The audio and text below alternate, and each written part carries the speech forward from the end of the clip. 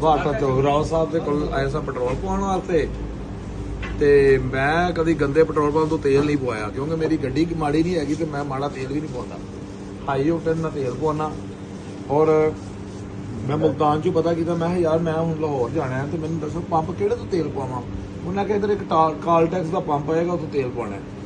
ਮੈਂ ਇੱਥੇ ਆਇਆ ਤਾਂ ਰਾਓ ਸਾਹਿਬ ਨੇ ਮੈਨੂੰ ਵੇਖ ਲਿਆ ਤੇ ਰਾਓ ਸਾਹਿਬ ਮੇਰੇ ਕੋਲ ਆ ਕੇ ਤੇ ਮਾਸ਼ਾਅੱਲਾ ਨਾਲੇ ਗਿਫਟ ਵੀ ਦਿੱਤਾ ਤੇ ਨਾਲੇ ਅਸੀਂ ਮਜਬੂਰ ਆਪਣਾ ਪਹਿਲੇ ਵੀਡੀਓ ਤੇ ਮੈਂ ਪਹਿਲੇ ਹੀ ਬਣਾ ਚੁੱਕਾ ਇਹਨਾਂ ਦੀ ਤਾਰੀਫ ਦੇ ਵਿੱਚ। ਇਹਨਾਂ ਦੇ ਪੰਪ ਦੀ ਸਰਵਿਸ ਬੜੀ ਅੱਛੀ ਹੈ, ਅਮਲਾ ਬੜਾ ਅੱਛਾ ਹੈ ਮਾਸ਼ਾਅੱਲਾ।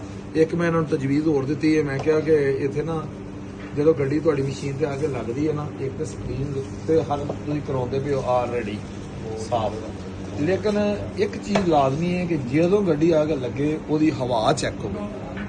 ਹਵਾ ਦੇ ਨਾਲ ਐਵਰੇਜ ਦਾ ਬੜਾ ਫਰਕ ਹੈ। ਹਰ ਗੱਡੀ ਦੀ ਹਵਾ ਚੈੱਕ ਹੋ ਕੇ ਨਿਕਲੇ ਗੱਡੀ ਜਦੋਂ ਮਸ਼ੀਨ ਤੇ ਗੱਡੀ ਲੱਗੇ ਨਾਲ ਹੀ ਹਵਾ ਵਾਲੇ ਦਾ ਕੰਮ ਹੈ 64 ਟਾਇਰਾਂ ਦੀ ਹਵਾ ਚੈੱਕ ਕਰਦੇ 30 ਦੀ ਹਵਾ ਕਰ ਰਹੇ ਗੱਡੀ ਦੀ ਐਵਰੇਜ ਹੀ ਬਹੁਤ ਹੋ ਜਾਣੀ। ਔਰ ਲਾਜ਼ਮੀ ਜਦੋਂ ਵੀ ਤੁਸੀਂ ਸਫ਼ਰ ਸ਼ੁਰੂ ਕਰਦੇ ਹੋ ਆਪਣੀਆਂ ਗੱਡੀ ਦਾ ਹਵਾਵਾਂ ਜ਼ਰੂਰ ਚੈੱਕ ਕਰੋ ਤੇ ਹਵਾ ਤੋਂ ਬਾਅਦ ਉਹਦਾ ਜਿਹੜਾ ਵਾਲ ਹੈ ਉਹ ਵਾਲ ਨੂੰ ਕੋਈ ਲਾਜ਼ਮੀ ਚੈੱਕ ਕਰੇ। ਕਈ ਵਾਰੀ ਇਸ ਤਰ੍ਹਾਂ ਹੋ ਜਾਂਦਾ ਕਿ ਤੁਸੀਂ ਹਵਾ ਚੈੱਕ ਕਰਾ ਲੈਂਦੇ ਹੋ ਲੇਕਿਨ ਵਾਲ ਨਹੀਂ ਚੈੱਕ ਕਰਦੇ।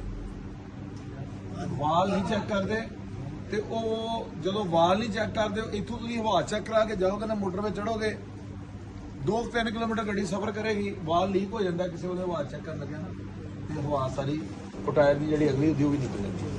ਇਹ ਚੀਜ਼